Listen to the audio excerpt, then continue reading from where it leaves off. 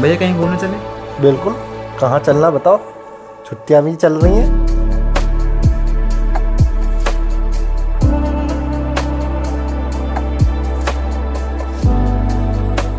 Kedarkantha track में सर्दियों के समय तापमान अक्सर -10 डिग्री सेल्सियस तक पहुंच जाता है और इसी ठंड को ध्यान में रखते हुए हमने सभी जरूरी गर्म कपड़े ठीक से पैक किए और उत्साह और रोमांस के साथ हम निकल पड़े मेरठ से देहरादून की ओर। देहरादून पहुंचने के बाद आगे हमारा सफर था सांकरी ब्लेज तक, जहां से केदारकंठ ट्रैक की असली शुरुआत होती है। Are you ready guys for Kedarkantha track?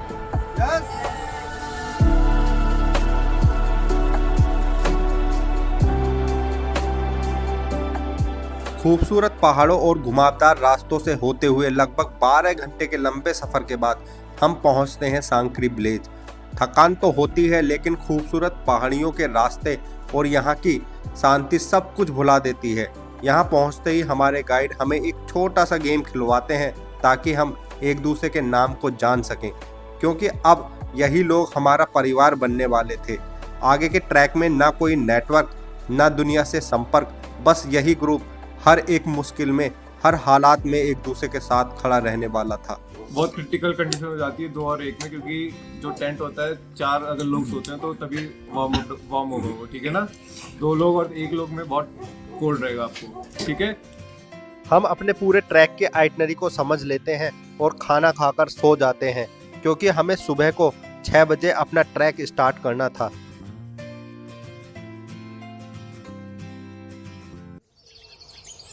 देखिए, ये है हमारा रूम आज का, और ये डे 1 में हम जो रुके थे सांकरी में रुके थे, और सांकरी का ये रूम है। और मॉर्निंग हो चुकी है, अब हमें निकलना है जूड़ा का तालाब। तो कितने प्यारे व्यू हैं, क्योंकि हम रात में पहुंच पाए थे, और अब देखेंगे कितने प्यारे व्यूज़ आ रहे हैं हमारे मॉर्निंग के टाइम के। सुबह की ठंडी हवा, चारों तरफ बर्फ से ढकी पहाड़ियां। सांकरी बेस कैंप में हमारे गाइड ने सबसे पहले ग्रुप के सभी लोगों की गिनती की, जरूरी निर्देश दिए और फिर हमने शुरू कर दिया ट्रैक। केदारकंठ ट्रैक सिर्फ पहाड़ चढ़ने का नाम नहीं, ये हिम्मत, धैर्य और खुद पर भरोसे का सफर है। हर कदम पर थकान होती है, सांस तेज होती जाती है, लेकिन पीछे मुड़कर देखने पर पता चलता है कि हम कितने दूर आ चुके हैं।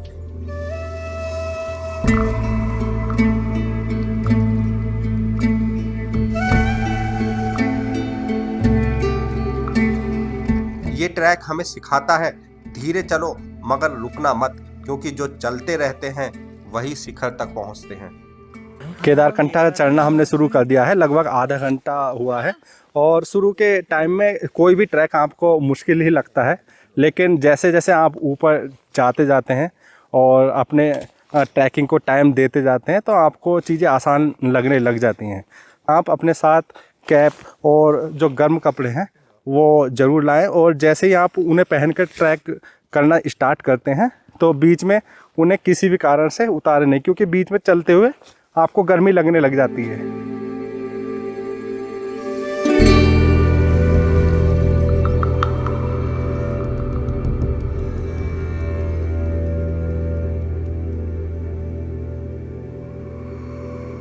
अम्मा जी, यहाँ की लाइफ कैसी है?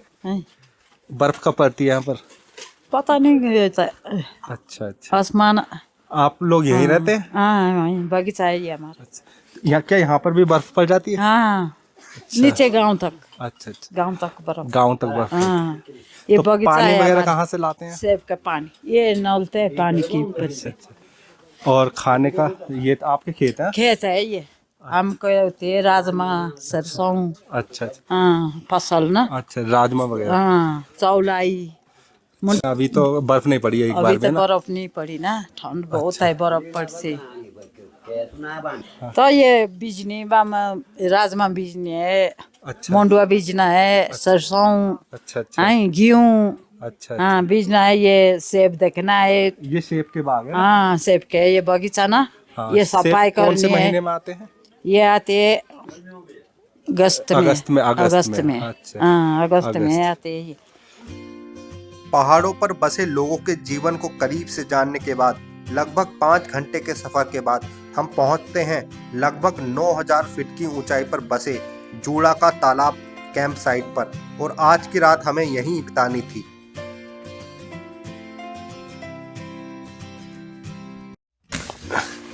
Good morning to all.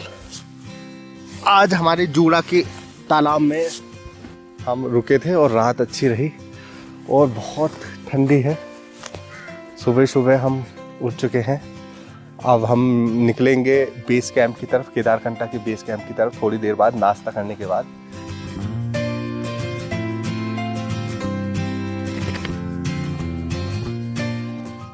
जूड़ा के तालाब से बेस कैंप की तरफ जा रहे हैं, केदारकंठा के बेस कैंप की तरफ। ये है जूड़ा का तालाब। अभी बर्फ़ कम है लेकिन अधिकतर जो तालाब है वो जमा हुआ है, ब्लैक आइस है।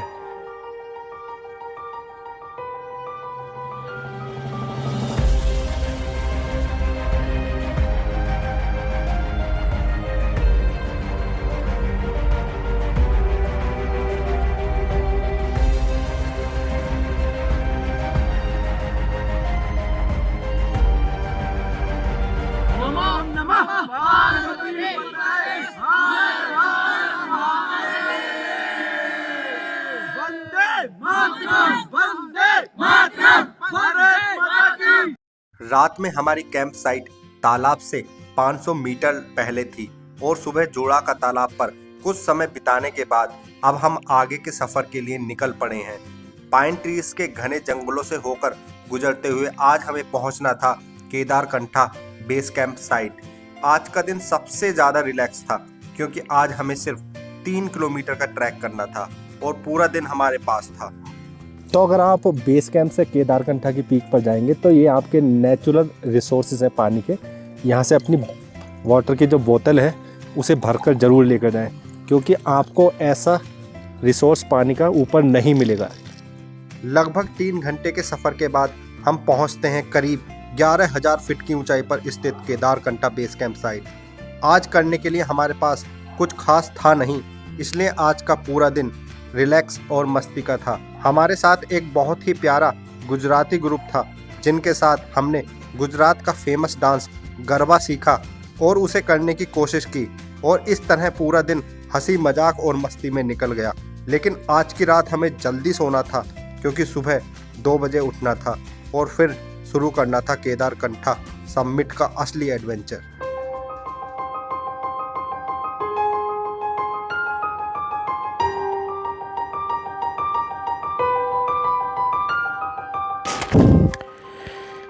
ये जो स्लीपिंग बैग है बहुत गर्म है। बाहर का टेम्परेचर लगभग -10 डिग्री है और इनके अंदर सोने में बहुत मज़ा आ रहा है। और अभी हम केदारकंठा के बेस कैंप में हैं। यहाँ का तापमान बाहर का लगभग -10 डिग्री है और हमें सुबह निकलना है केदारकंठा की पीक पर क्योंकि हमें सनराइज़ देखना है वहाँ से। तो आज हम सो जाते हैं, बहुत ठंड है, सांस फूल रही है। चलो मिलते हैं हम कल। Good night.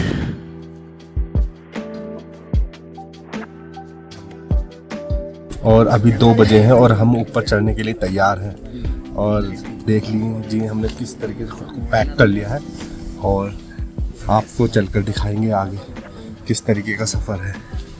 सब हमारी टीम के मेंबर तैयार हैं।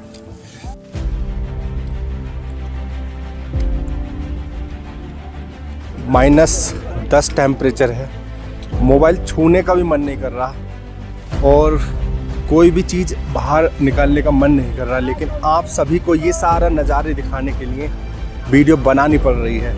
आप वीडियो को लाइक करें, शेयर करें, कमेंट करें क्योंकि ये जो वीडियो हम बना रहे हैं सिर्फ आप सभी को दिखाने के लिए बना रहे हैं कि केदारकंठा पे जो ट्रैक कर रहे हैं हम वो किस तरीके से कर रहे हैं। रात में हमें सनराइज़ देखना है और लगभग 7 बजे से पहले पहुंचना है।